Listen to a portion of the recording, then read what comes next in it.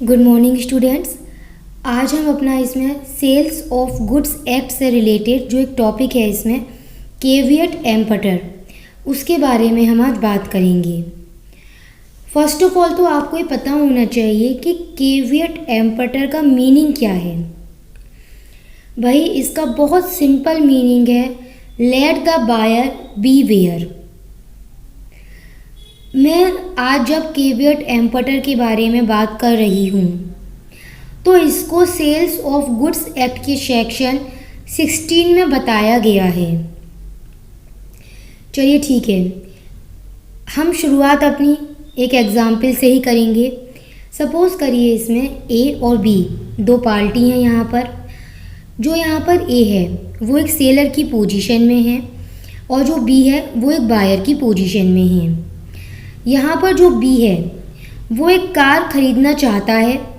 इसके लिए वह ए से कॉन्ट्रैक्ट करता है और ए उसको एक कार 3 लाख रुपए में बेचता है। चलिए यहाँ तक तो सब कुछ सही है।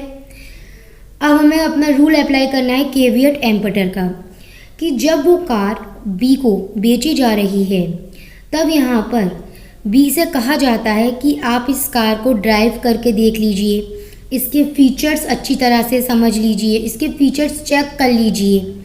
लेकिन बी ऐसा कुछ नहीं करता है। अब यहाँ पर लायबिलिटी किसकी बनेगी? ऑफ कोर्सली लायबिलिटी बायर की बनेगी। केवियट एम्पटर जो एक रूल है बायर बी वेयर, इसका मतलब ही ये होता है कि जब भी हम मार्केट में जाकर, बाज़ार में जाकर कोई भी सामान खरीदते हैं तो हम क्या बन गए? हम बन गए बायर। यह हमारी ड्यूटी होती है तब कि हम उस सामान को चेक करके लेकर आएं। और इसलिए यहाँ पर कहा गया है बायर बी वेयर, कि अगर उस सामान में कोई कमी है और हमें पता चल रही है साफ तौर पर, और तब भी हम उस सामान को खरीद कर घर ले आते हैं, तो लायबिलिटी किसकी बनी? बायर की। चलिए एक एग्जाम्पल से और समझा देते हैं इसे। ये एक इम्पॉर्टेंट प्रिंसिपल है केवियट एम्पटर। एग्जाम्पल की बात करते हैं। ए और बी दो पार्टी हैं इसमें भी। यहाँ पर ए सेलर है और बी बायर है। यहाँ पर जो बायर है बी, वो ग्लासेस खरीदने की बात करता है सेलर से।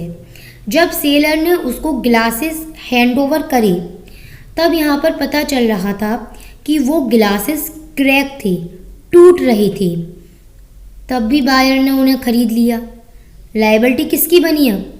ऑफ कोर्सली बायर की, क्योंकि केवियट एम्पटर का रूलिंग ही यह है बायर बी वेयर, जिसका मतलब ही यह है कि जब भी आप खरीदारी करें तो बायर की ही लायबिलिटी बनती है कि वह अपने सामान को सही तरीके से देखकर खरीदे। लेकिन कुछ इसके एक्सेप्शन भी हैं। इसका मतलब यह है कि कुछ ऐसी कंडीशंस भी होती हैं जिनमें आप बायर को लायबल नहीं करेंगे, बल्कि उन कंडीशन में सेलर की लायबिलिटी बन जाएगी। अब हम एक्सेप्शन की बात करते हैं।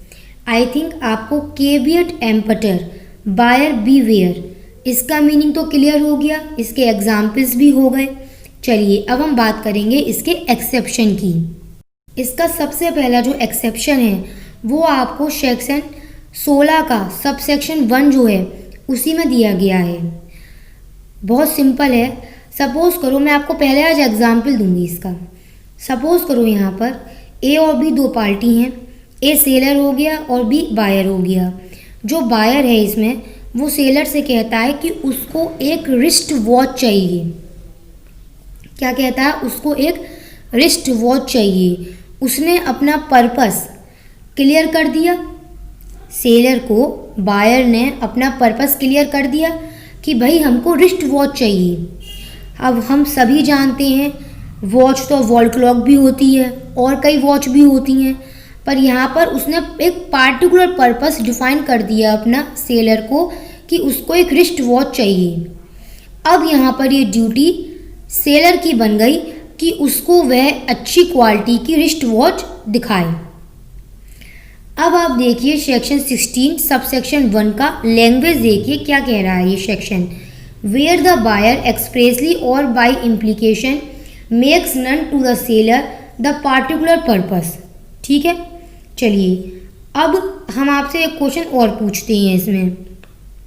सपोज करो यहाँ पर कि जो बायर है उसे एक चेयर, एक कुर्सी बनवानी है। वो यहाँ पर सेलर के पास गया, उसने सेलर को अपना पार्टिकुलर पर्पस बता दिया कि उसे एक कुर्सी चाहिए। ठीक है, उसने अपना पर्पस क्लियर कर दिया, उसे डिज़ाइन बता दी उसने कि वो इस टाइप की कुर्सी बनवाना चाहता है। अब भाई यहाँ पर उस चेयर को बनाने में कितना मटेरियल लगेगा, कौन सा मटेरियल वहाँ पर अच्छी क्वालिटी का होगा, ये सब बातें कौन तय करेगा? सेलर तय करेगा। हमें यह पता चल रहा है अब यहाँ पर कि एक तरह से यह सामने आ रहा है कि जो बायर है वो सेलर की स्किल और उसके जजमेंट पर पूरी तरह विश्वास कर रहा है। वो यहाँ पर जो बायर है वो ये मान के चल रहा है कि भाई यह जो सेलर है यह उसके लिए उस डिज़ाइन की जो वह चाहता है अच्छी चेयर उसे बनाकर दे सकता है। विश्वास कर रहा है वो, क्यों? क्योंकि उस सेलर को कई सालों का एक्सपीरियंस है। ठीक है, अब यहाँ पर ड्यूटी किसकी बनेगी? आंसर क्लियर है। अब यहाँ पे ड्यूटी फिर से सेलर की बनेगी कि जब आपको बायर ने अपना पार्टिकुलर पर्पस बता दिया है, तब अब आपको उस पार्टिकुलर पर्पस बता चुका है बायर और वह आपकी स्किल और जजमेंट पर भरोसा करता है, तब वहाँ पर यह लायबिलिटी अब बायर की नहीं होगी, अब लायबिलिटी सेलर की होगी कि वह उसे अच्छा गुड्स डिलीवर करे। एक बात इसमें ध्यान रखिएगा आप कि the goods are of description which it is in the course of seller business. Yes, अभी हमने बात क्या करी थी कि वो उससे चेयर बनवाने की बात कर रहा था बायर, और हमें यह भी पता चल रहा था कि वह जो सेलर है वो पहले से ही इसी बिजनेस में भी है। तो एक तरह से हमने सेक्शन 16 सबसेक्शन 1 के अंतर्गत 3 बातों को नोटिस करा। पहला यह कि अगर बायर ने सेलर को अपना पार्टिकुलर पर्पस क्लियर कर दिया है। दूसरा यह कि जो बायर है वो सेलर के स्किल जजमेंट पर भरोसा करता है। और तीसरी बात यह है कि जो सामान खरीदा जा रहा है सेलर से, सेलर उसी सामान को बनाता है या बनाता भी या बेचता भी है, मैन्युफैक्चरर है या प्रोड्यूसर है, कुछ भी हो उसी सामान का है। तो यहाँ पर यह माना जाएगा कि अब लायबिलिटी यहाँ पर अब सेलर की होगी, बायर की नहीं होगी। अब यहाँ पर यह ड्यूटी सेलर की होगी कि यहाँ पर वो उसे बायर को अच्छी क्वालिटी का ही गुड्स डिलीवर करवाए। चलिए एक एग्जाम्पल और पूछते हैं आपसे हम। सपोज करो ए और बी दो पार्टी हैं, ए सेलर है, बी बायर है। अब यहाँ पर जो बायर है वो सेलर के पास जाता है, उससे कहता है कि उसे एक वॉच चाहिए, लेकिन यहाँ पर बायर ने सेलर को पहले ही बता दिया है कि उसे एक कंपनी की वॉच चाहिए और उस कंपनी का नाम उसने बताया है। सपोज करो कंपनी का नाम उसने रखा है ए बी कंपनी। तो यहाँ पर जो बायर है वो सेलर से कहता है कि उसे केवल ए बी कंपनी की ही वॉच चाहिए। तब क्या सेलर लायबल होगा? नहीं। अब तब सेलर उस गुड्स की फिटनेस के लिए लायबल नहीं होगा। क्यों? क्योंकि यहाँ पर आपने खुद एक पार्टिकुलर ट्रेड नेम के तहत उस गुड्स को खरीदा है। आप इस बात के लिए सेक्शन 16 सबसेक्शन 1 का जो प्रोविजो दे रखा गया है वो देखिए। Provided that in a case of a contract for the sale of a specified article under its patent or other trade name, there is no implied condition as to its fitness for any particular purpose. Clear हो गई आपको यहाँ पर ये बात? चलिए अब हम आते हैं अपने सेक्शन 16 सबसेक्शन 2 पर। बहुत सिंपल है, पहले एक बार हम इसकी लैंग्वेज को देखेंगे।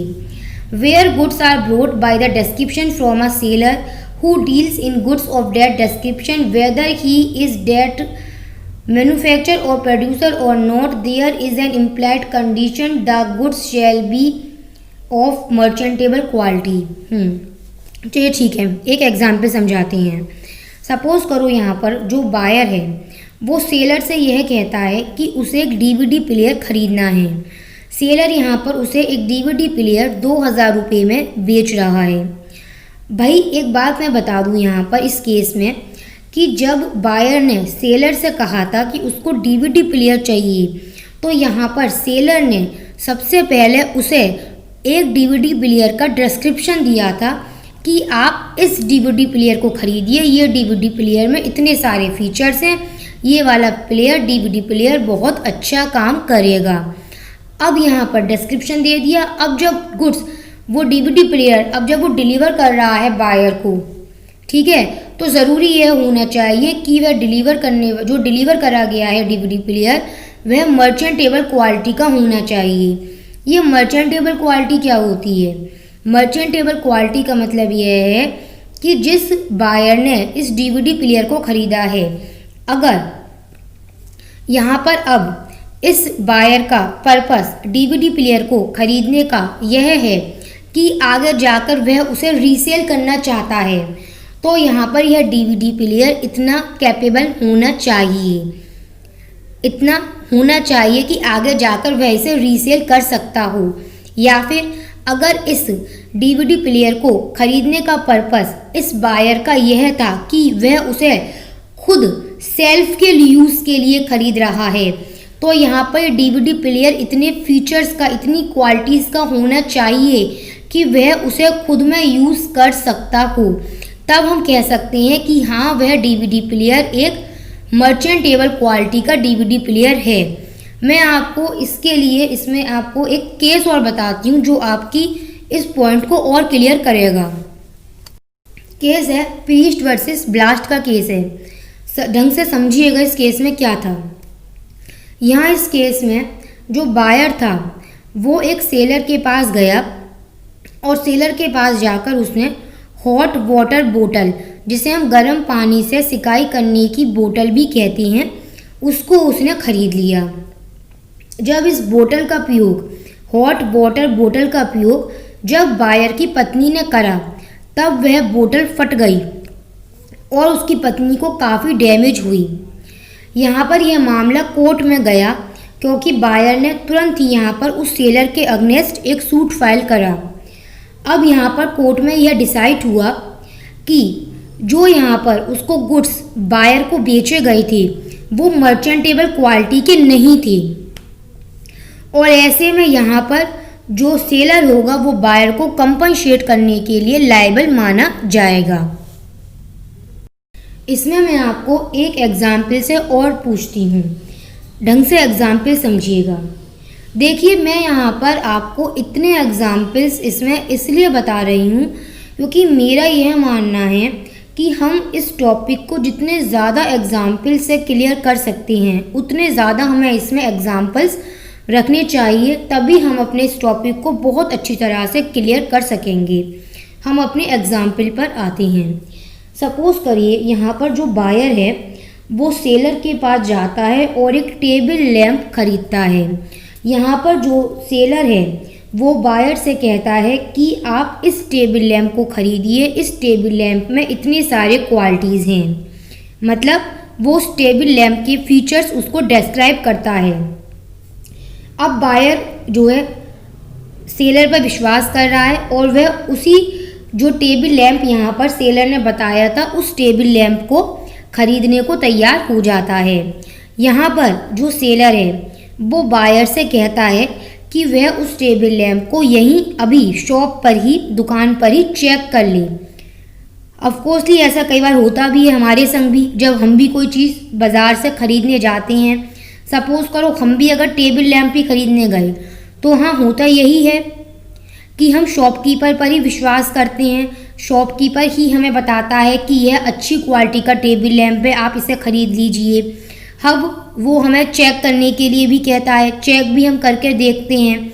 अब इसी एग्जाम्पल में यहाँ पर जो बायर है जब उसे चेक करने के लिए कहा जा रहा है, अब उसने चेक करके देखा तो उसे पता चला कि इसमें उतने फीचर्स नहीं हैं जितने डिस्क्रिप्शन में बताए गए थे, ठीक है। लेकिन चेक करने के बाद भी उसने कोई ऑब्जेक्शन नहीं करा। उसे पता चल गया कि कमी है इसमें, कोई ऑब्जेक्शन नहीं करा और चुपचाप उस टेबल लैंप को खरीद कर अपने घर ले आया। अब लायबिलिटी किसकी बनेगी? कर दीजिए। यस, अब यहाँ पर जो लायबिलिटी बनेगी वो ऑफकोर्सली बायर की ही बनेगी। अब इसके लिए आप एक काम करिए, सेक्शन 16 का सब सेक्शन 2 जो है उसका जो प्रोविजो दे रखा गया है उसे लैंग्वेज में, उसको लैंग्वेज जो है उसे देख लीजिए। Provided that if the buyer has examined the goods there shall be no implied condition as regard defect which such examination ought to be have revealed. अब ऐसे में भाई सेलर लायबल नहीं होगा, लायबिलिटी किसकी होगी? बायर की होगी। मैं यहाँ पर भी आपको इसके लिए एक एग्जाम्पल नहीं बल्कि एक केस बताती हूँ। केस सुनिए, फॉस्ट वर्सेस आयली सबरी डेयरी। अब इस केस में क्या था, यहाँ पर जो बायर था उसने सेलर से मिल्क खरीदा था। अब वह इस मिल्क को लेकर अपने घर गया। उस मिल्क को उसकी पत्नी ने पिया और वह बीमार हो गई। यहाँ पर इस बायर ने इस डिफेंड जो यहाँ पर सेलर है उसके खिलाफ सूट फाइल कर दिया। अब यहाँ पर यह डिसाइड करा गया, यहाँ पर यह पता चला कि जो मिल्क बेचा गया था उसमें टाइफाइड के जर्म्स थे। अब यहाँ पर डिसाइड करा गया कि इस मामले में जो डिफेंडेंट है, जो सेलर है, वो लायबल होगा और वह प्लेंटिव, इसका मतलब बायर को कंपनसेट करेगा। मैं आपको यह बताना चाहती हूँ यहाँ पर कि जब आप चेक कर रहे हैं, जब आपको यह राइट दिया गया था, अपॉर्चुनिटी दी गई थी आपको एग्जामिनेशन करने की कि आप यह चेक कर सकते थे कि जो गुड्स आपको डिलीवर किया जा रहा है उसमें कोई कमी है कि नहीं है। लेकिन अगर उस गुड्स में कोई कमी ऐसी है जिसे एक ऑर्डिनरी पर्सन नहीं जान सकता है, जैसे कि इस वाले केस में थी, यहाँ पर जब प्लेंटिव को, बायर को जो मिल्क बेचा गया था उसमें टाइफाइड के जर्म्स थे, ऑफकोर्सली एक सिंपल ऑर्डिनरी पर्सन तो नहीं जान सकता था, इसलिए यहाँ पर बायर नहीं बल्कि सेलर लायबल माना गया था। नेक्स्ट आता है अब आपका इसमें सेक्शन 16 सब सेक्शन 16 का सब पॉइंट 3, एन इम्प्लाइड वारंटी और कंडीशन एज टू क्वालिटी और fitness for a particular purpose may be annexed by the uses of trade. इसका मीनिंग बहुत सिंपल मैं बता दूं आपको।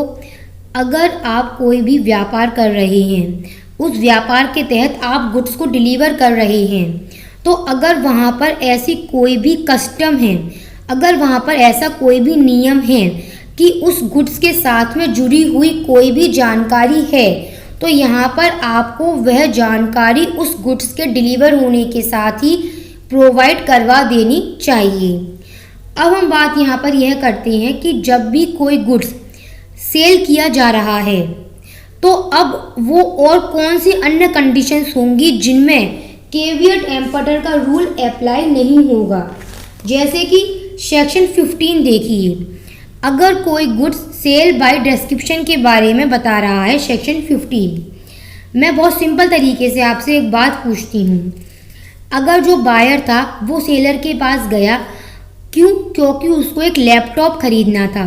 यहाँ पर जो सेलर था उसने बायर के सामने एक लैपटॉप रखा और उसको डिस्क्राइब करा, उसकी क्वालिटीज़, उस लैपटॉप के फीचर्स उसने बायर को बताए हैं। बायर ने उसी पर भरोसा करके उस लैपटॉप को खरीदा है। यहाँ पर एक बात ध्यान रखना कि अगर कोई भी गुड्स जब भी बायर को हैंडओवर किए जा रहे हैं और उन गुड्स के बारे में सेलर ने कोई डिस्क्रिप्शन दे रखा है, तो यहाँ पर ज़रूरी यह होगा कि वह गुड्स हमेशा से ही उस डिस्क्रिप्शन के अकॉर्डिंग ही होना चाहिए। जैसे कि इस प्रेजेंट एग्जाम्पल में है, इसमें जब सेलर ने बायर को लैपटॉप बेचा है तो यहाँ पर ज़रूरी यह होगा कि उस लैपटॉप में वो सारे फीचर्स होने ही चाहिए जो फीचर्स उसने डिस्क्रिप्शन में बताए हैं। आप एक और एग्जाम्पल समझिए इसी में। सपोज करिए यहाँ पर जो सेलर है वो बायर को राइस मतलब चावल बेचता है। यहाँ पर जब सेलर बायर को चावल बेच रहा है तब पहले वो उस चावल को उसके सामने डिस्क्राइब करता है कि यह चावल अच्छी क्वालिटीज़ के हैं, प्लस वो उसको सैंपल भी दिखाता है चावल की, और उसके बाद में वो चावल उसको डिलीवर करता है। अब यहाँ पर यह भी एक नियम है कि जब आप जो गुड्स बेच रहे हैं, अगर उस गुड्स को आपने डिस्क्राइब करा है प्लस उस गुड्स से रिलेटेड सैंपल आपने बायर को दिखाया है, तो यहाँ पर यह ज़रूरी होगा कि वह गुड्स उस सैम्पलिंग और उस डिस्क्रिप्शन के अकॉर्डिंग ही होना चाहिए। जैसे कि इस प्रेजेंट केस में है, यहाँ इस प्रेजेंट एग्जाम्पल में जब बायर को चावल दिखाए गए थे सैम्पलिंग में और डिस्क्राइब किए गए थे, लेकिन जब उसको डिलीवर करे गए थे तो वो उतनी अच्छी क्वालिटी के नहीं थे, तो ऐसे में यहाँ पर जो बायर होगा वो उससे कंपनसेशन क्लेम कर सकता होगा अगेंस्ट सेलर। वहीं एक बात और, सेक्शन 17 आप देखिए, इसमें सेल बाय सैंपल। मैं आपसे एक क्वेश्चन पहले पूछती हूँ। सपोज करिए जो यहाँ पर बायर है, जो बी है, वो मार्केट गया, उसको एक बैग खरीदना था। यहाँ पर जो सेलर था उसने उसे एक बैग का सैंपल दिखाया है, ठीक है, और उसके बाद में जब उसे वो सैंपल पसंद आ गया तो उसी के अकॉर्डिंग का एक बैग, उसी तरह का एक और बैग उसने बायर को दिया और उसने बायर से कहा कि पहले यहीं पर इस शॉप में बैठकर ही इस बैग को चेक कर लीजिए कि यह बैग सैंपल बैग के ही अकॉर्डिंग है, सैंपल बैग के ही अनुसार है। अब यहाँ पर जब बायर को अपॉर्चुनिटी मिल रही है कि वो कंपेयर कर सकता है सैंपल बैग के साथ में और जो उसको हैंडओवर करा गया है बैग उसके साथ में, पर तब भी वो यहाँ पर चेक नहीं करता है, तब यहाँ पर क्या लायबिलिटी सेलर की होगी? नहीं। क्यों? क्योंकि बायर को अपॉर्चुनिटी दी गई थी कि वो यहाँ पर उस बैग को सैंपल बैग के साथ में चेक कर सकता था, लेकिन उसने ऐसा नहीं किया है। तब यहाँ पर केवियट एम्पटर का रूल अप्लाई हो गया और अब लायबिलिटी यहाँ पर सेलर की नहीं बायर की ही बनेगी। एक और बात समझो, जब कोई भी गुड्स आपको डिलीवर किए जा रहे हैं तब जो क्वालिटी उस गुड्स की सैम्पलिंग में थी वही क्वालिटीज आपको डिलीवर किए जाने वाले गुड्स में भी होनी चाहिए, ठीक है। इसमें आप वही आपका अभी एक एग्जाम्पल बताया था मैंने चावल का, राइस का, उसको अप्लाई कर सकते हैं। सपोज करिए यहाँ पर जब ए है उसने बी को सैम्पलिंग में जो चावल दिखाए थे वो अच्छी क्वालिटी के थे, अब यहाँ पर जब वो उसे हैंडओवर कर रहा है तो वो उसको जनरल क्वालिटी के चावल हैंडओवर कर रहा है। अब यहाँ पर गलती बायर की नहीं है, केवियट एम्पटर लागू नहीं होगा। क्यों? गलती सेलर की होगी, क्योंकि यहाँ पर यह नियम है सेक्शन 17 के तहत कि अगर कोई गुड्स आपने सैम्पलिंग में दिखाए हैं तो जो गुड्स आपने सैम्पलिंग में दिखाए हैं उन गुड्स में जो क्वालिटी थी वही क्वालिटी उस गुड्स में होनी चाहिए जब आप उसे हैंडओवर उसे कर रहे हैं। इसके साथ ही एक बात याद रखना, अगर कोई गुड्स आपको सैम्पलिंग के द्वारा बेचा गया है तो यह माना जाता है कि वह उस गुड्स में कोई भी डिफेक्ट नहीं है। तो यहाँ अब आपका जो यहाँ पर रूल है, अब आपका जो यहाँ पे रूल था आज का केवियट एम्पटर वो कंप्लीट होता है। अगर मैं कुछ शब्दों में इसे समराइज करूँ तो हमने क्या जाना आज अपनी पूरी क्लास में? आज हमने यह जाना कि केवियट एम्पटर का मीनिंग क्या होता है। इसका मीनिंग होता है let the buyer beware, मतलब हम बायर को लायबल कर रहे हैं, लेकिन कुछ ऐसे एक्सेप्शन होते हैं जिनमें हम बायर को लायबल नहीं करते हैं बल्कि सेलर को लायबल करते हैं। लेकिन वो कंडीशन कौन सी होती हैं? अगर यहाँ पर बायर ने अपना पार्टिकुलर पर्पस पहले से ही सेलर को बता दिया है और यहाँ पर जो बायर है वह सेलर के ही स्किल और जजमेंट पर भरोसा कर रहा है। यहाँ पर जो गुड्स सेलर के द्वारा बायर को बेचे जा रहे हैं वह गुड्स हमेशा से ही मर्चेंटेबल क्वालिटीज़ के होने चाहिए। या फिर अच्छा, मैं जो एक्सेप्शन बताए थे इसका मतलब यह था कि इन कंडीशंस पर केवियट एम्पटर का रूल अप्लाई नहीं करता है। इनका मतलब यह था कि अब यहाँ पर सेलर लायबल होगा, बायर लायबल नहीं होगा। हमने अदर कंडीशंस में यह भी जाना था कि अगर कोई गुड्स आपको सेलर के द्वारा डिस्क्राइब करके दिया जा रहा है, डिस्क्रिप्शन के बेस पर दिया जा रहा है, तो जो क्वालिटीज डिस्क्रिप्शन में थी वही अब भी होनी चाहिए। अगर कोई गुड्स सैंपल के माध्यम से दिया जा रहा है, तो जो क्वालिटी सैंपलिंग में थी वो अब भी होनी चाहिए। लेकिन हमने इसके साथ में यह भी जाना था कि अगर यहाँ पर बायर के पास में एक रीजनेबल अपॉर्चुनिटी है उस गुड्स को कंपेयर करने की अपने सैंपलिंग गुड्स के साथ में, अगर यहाँ पर बायर के पास में एक रीजनेबल टाइमिंग है कि वह गुड्स को चेक कर सकता है और उसके बाद भी उसमें कोई कमी उसको दिखती है और वह कोई ऑब्जेक्शन नहीं करता है, तो फिर यहाँ पर ऐसे में बायर लायबल होता है और तब फिर यहाँ पर आप सेलर को लायबल नहीं करते हैं। आज आपका यह जो पूरा नियम था केवियट एम्पटर विद एक्सेप्शन कंप्लीट हो जाता है।